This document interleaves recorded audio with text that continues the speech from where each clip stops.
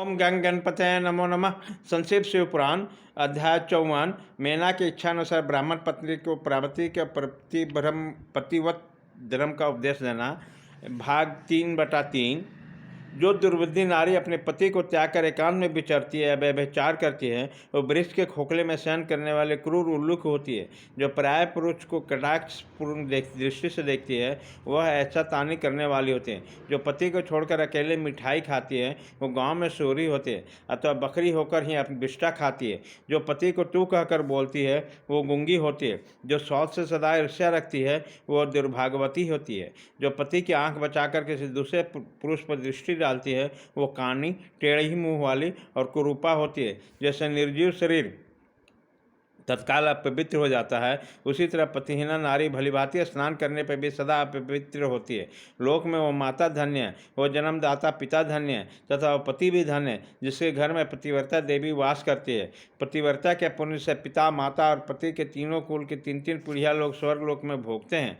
जो दुराचारी स्त्री अपने शील भंग कर देती है, वो अपने माता पिता, अपने पति, तीनों को कुल को नीचे गिराती है तथा इस लोक परलोक में भी दुख भोगती है। पतिव्रता का पैर जहाँ जहाँ पृथ्वी का स्पर्श पड़ता है, वहाँ वहाँ की भूमि पाप हारनी तथा परम पावन बन जाती है। भगवान सूर्य, चंद्रमा, वायुदेव भी अपने को पवित्र करने के लिए पतिव्रता का स्पर्श करते हैं, और किसी दृष्टि से नहीं। जल भी सदा पवित्रता का स्पर्श करना चाहता है। आज उसका स्पर्श करके अनुभव कराता है कि आज मेरी जड़ता का नाश हो गया, आज मैं दूसरों को पवित्र कराने वाला बन गया। भार्या हैं गृहस्थ आश्रम की जड़ है, भार्या हैं सुख के मूल है, भार्या से धर्म के फल की प्राप्ति होती है तथा भार्या संतान में वृद्धि का कारण है। क्या घर घर में रूप और लावण्य पर गर्व करने वाली स्त्रियां नहीं हैं? परंतु पतिव्रता स्त्री तो भगवान शिव के प्रति भक्ति प्राप्त होने से होती है। भार्या से श्लोक और प्रलोक दोनों पर विजय पाई जाती है। भार्याहीन पुरुष देवयज्ञ, प्रीति यज्ञ और अतिथि यज्ञ करने का अधिकारी नहीं होता। वास्तव में गृहस्थ वही है जिनके घर में पतिव्रता स्त्री है। दूसरी स्त्री तो पुरुष को उसी तरह अपना भोग्य बनाती है जैसे जरावस्था और राक्षसी। जैसे गंगा स्नान करने से शरीर पवित्र होता है, उसी प्रकार पतिव्रता स्त्री के दर्शन करने पर सब कुछ पावन हो जाता है। पति को ही इष्ट देव मानने वाले सती नारी और गंगा में कोई भेद नहीं है। पतिव्रता और उसका पतिदेव उमा और महेश्वर सम्मान है, अथवा विद्वान पुरुष उन दोनों का पूजन करे। पति प्रणव है और नारी वेद की ऋचा है। पति तप है और स्त्री क्षमा। नारी सत्कर्म है और पति उसका फल है। शिवे सती नारी और उसके पति दोनों दंपत्ति हैं। गिरिराज कुमारी, इस प्रकार मैंने तुमसे पतिव्रता धर्म का वर्णन किया है। अब तुम सावधान हो। आज मुझे प्रशंसापूर्वक पतिव्रता के भेदों का वर्णन करो।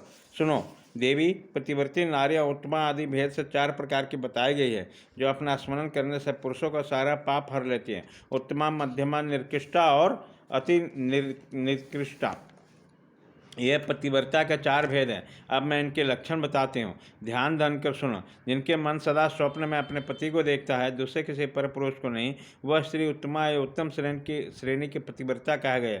शैल्य, जो दूसरे पुरुष को उत्तम बुद्धि से पिता, भाई या पुत्र के समान देखती है, उससे मध्यम श्रेणी की पतिव्रता कहा गया। पार्वती, जो मन से अपने धर्म का विचार करके व्यभिचार नहीं करता, सदाचार में ही स्थित रहती है, उस निकृष्टा अथवा निम्न श्रेणी की पतिव्रता कहा गया। जो पति के भय तथा कुल में कलंक लगने के डर से व्यभिचार से बचने का प्रयत्न करती है, उसे पूर्व काल के विद्वानों ने अति निकृष्ट तथा निम्न कोटि का पतिव्रता बताया गया।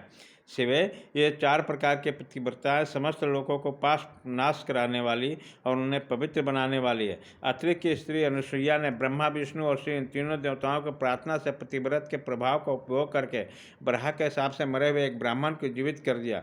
शैल कुमारी शिवे, ऐसा जानकर तुम्हें नित्य प्रसन्नतापूर्वक पति की सेवा करना चाहिए। पति सेवन सदा समस्त अभिष्टों को फल देने वाला है। तुम साक्षात महेश्वरी हो और पति साक्षात भगवान शिव है। तुम्हारा तो चिंतन मात्र करने से स्त्रियां पतिव्रत हो जाएगी। देवी, यद्यपि तुम्हारे आगे ये सब कहने का कोई प्रयोजन नहीं है, तथापि आज लोकाचार का आश्रय लेकर मैंने तुम्हें सती धर्म का उपदेश दिया।